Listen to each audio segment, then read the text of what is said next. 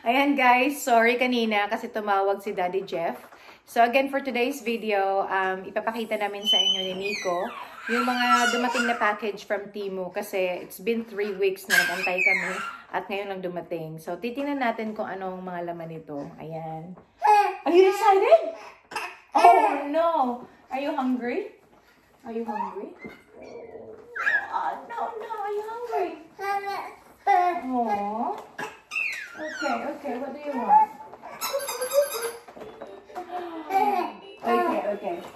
Alright, guys. Wait lang, guys. Titinan ko. Ano siya, guys? Feeling ko gutom na siya. How about this? Ayan.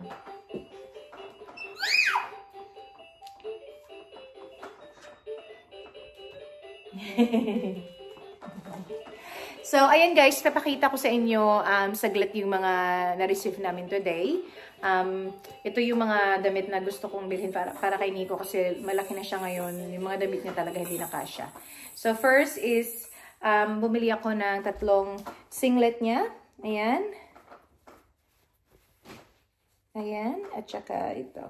Ayan.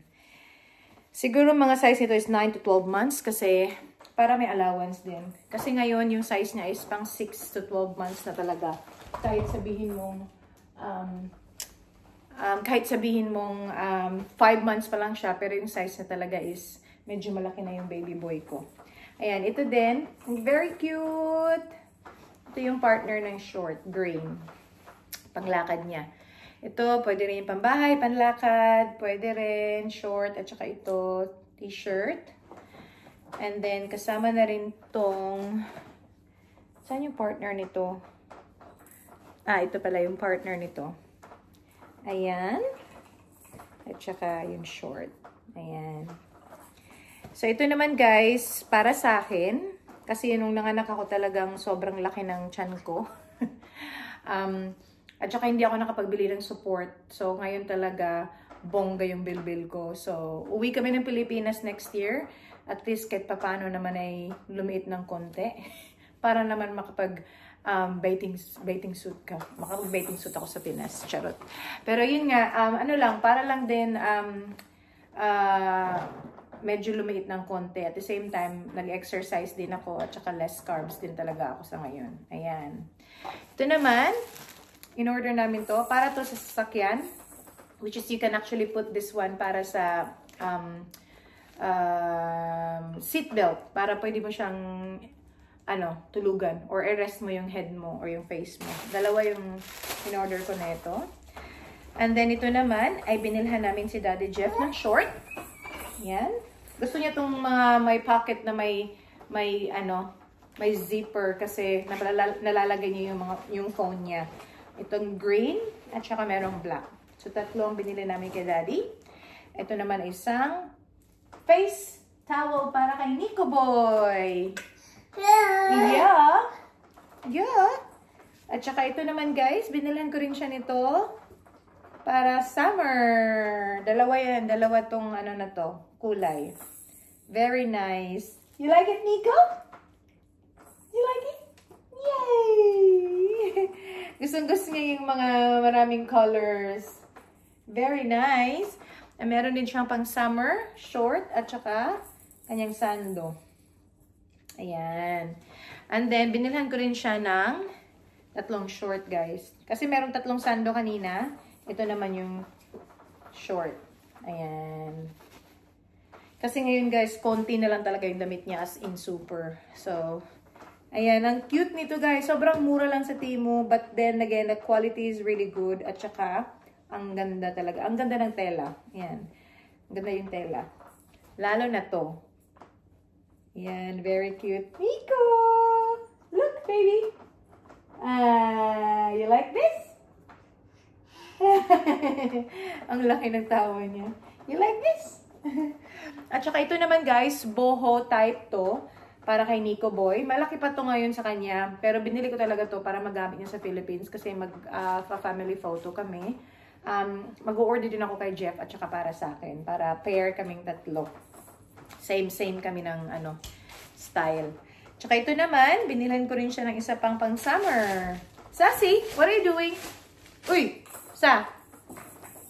Hinuhuli niyo yung mga langaw kasi gusto niyong kainin. Ito naman guys ay short ni Nico at saka isa pang sando niya. Look, baby boy. Hi! Yeah! Gustong-gusto niya yung mga colorful talaga.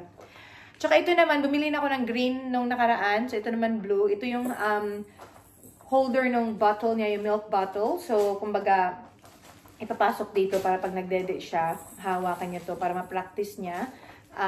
But, again, kapag marunong na siya at na-master na niya, pwede ko na siyang kuhanin para hawakan na talaga mismo yung bottle. Pero sa ngayon, guys, marunong na rin talaga siyang kumawak ng bottle. Baka feeling ko hindi ko na rin siya magamit. Ayan. Ito naman ay fan. Ito naman ay pang summer, guys. So, pag nag-walking kami, kapag nainitan siya, pwede kong gamitin. Battery lang to. Pero mas gusto ko talaga yung rechargeable. Pero, kasi ito yung na-order ko. So, gagamitin ko na lang muna hanggat sa hanggat sa masira.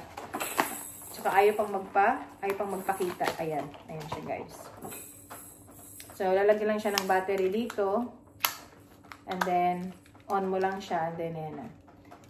Pag nag-walking kami, pwede kong magamit ito sa kanya. Pero pag nagpunta kami ng beach, kailangan ko na medyo mas malaki. Ito naman guys, panglinis ng isda. Kasi kami ni John, minsan pumunta kami ng market. Siya yung taglilinis ng isda. So, medyo mahirap kapag kutsilyo lang yung gamit. So, at least ito, igaganon mo lang sa isda. And then yung ano niya, yung mga himbis or yung skin niya, dito na siya napupunta. So, madali lang siyang linisin.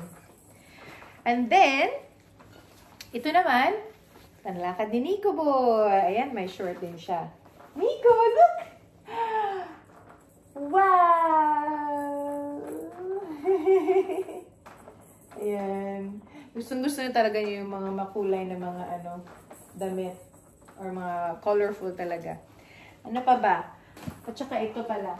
So, umorder din ako ng first aid kit para sa kotse ko. Maliit lang to guys. Konti lang din yung laman niya. Pero basic lang siya. So, just in case na, kunwari, may sugat or ganun, gas-gas, meron kang magamit right away. So, hindi mo na kailangan mag-antay pa na makauwi sa bahay. So, ayan. Very handy siya na meron kang ganito sa kotse or sa bahay. Or pag nag-camping kami, meron din kaming first aid kit talaga sa kotse at saka sa caravan kasi mas maganda na yung ready ka, lalo na kayo na may bata, may anak ka. Ito naman ay para sa akin sa pantulog kasi wala na akong pantulog guys. Yung mga damit ko talaga hindi na kasya sa akin kasi lumaki nga talaga ako. Tingnan mo naman to mga damit. Feeling ko nga dito kasya sa akin eh. Pero yung mga short kasya. Ayan. So tatlong pair to, tatlong color din. Ayan. Ito din yung blouse niya. And then, ito naman ay green. Tsaka short. Ayan. Pang salit-salitan ko sa bahay. Kasi painit na ng painit ngayon. Ito naman, para kay Nico sa kotse. Kasi guys, ngayon, sobrang fussy talaga niya. As in, nung nag 4 months siya, pag nilagay ko siya sa likod ng kotse at nagta-travel ako, kunwari may appointment ako, or pupunta ako sa mall, or kagala, nahirapan talaga ako kasi iyak siya ng iyak at hindi talaga siya natahimik hanggat hindi ko talaga ini-stop yung car tapos pinupuntahan ko siya tapos kailangan ko siyang aliwin. So at least ito makatulong to sa kanya at sa akin din. Ano pa si Nico, 5 months pa siya. Maraming nagsasabi na, bakit mo siya pinapanood ng ganyan or nakakatulong sa akin. Hindi naman palagi. Pag lalong-lalo na kapag lang naman nagta-travel kami. So ilalagay ko to sa harap niya, kumbaga isasabit ko sa upuan, and then ilagay ko yung iPad dito or phone para makapanood siya, and then ito lang yung mga niya, toys niya at saka yung mga extra clothes niya. Ngayon naman nag 5 months na siya, hindi na siya ganun ka super OA, pero pa din minsanan meron pa din medyo madrama pa rin siya. Madrama like her, like his mom. Kasi ito naman ito medyo malaki to. Ito naman sa likod to ng upuan ko. Kasi para pag may nakaupo doon with Nico, ito naman yung lagayan ng mga bottle niya, yung milk bottle, may nappies, may extra wet wipes, mga extra damit niya, para hindi rin ako mahirapan na magdala-dala ng bag palagi. So at least alam ko na merong extra doon sa kotse, except doon sa gatas, kasi kailangan fresh talaga pag gumawa ko ng gatas. Ayan guys. So So, meron pa akong mga ibang na-order dito. Ito is yung selfie stick ko. Mabili ako nito dahil uwi kami ng Philippines or kahit dito, nagta-travel. Wala akong selfie stick. Tapos, minsan marami kami gumagala. At least kasya kami dito sa selfie namin.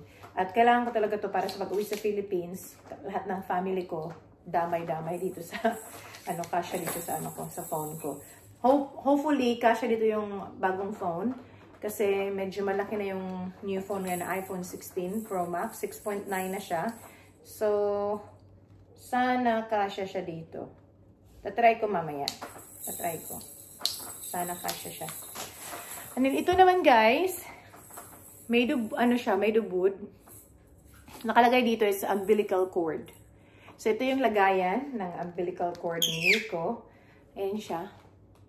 So, ito ilalagay ko, tapos itatago ko. Nakatago na rin siya doon, pero mas gusto ko na may lagayan talaga siya. Para safe siya. Ayan. So, meron pang, dito, 1, 2, 3, 4, 5, 6. Meron pang 6 na hindi nabubuksan, pero hindi ko na siya bubuksan kasi bawal ko pa siyang ipakita. May gagawin muna ako doon. Ipapakita ko sa mga next video ko, sa mga next vlog ko. Ayun. So, finally guys, after 3 to 4 weeks, dumating din yung package na inaantay ko. So, thankful talaga kasi nga din, hindi na ako bumili ng damit kay Nico. At least malalabhan ko siya at masusuot na din niya yung mga damit. Ayan.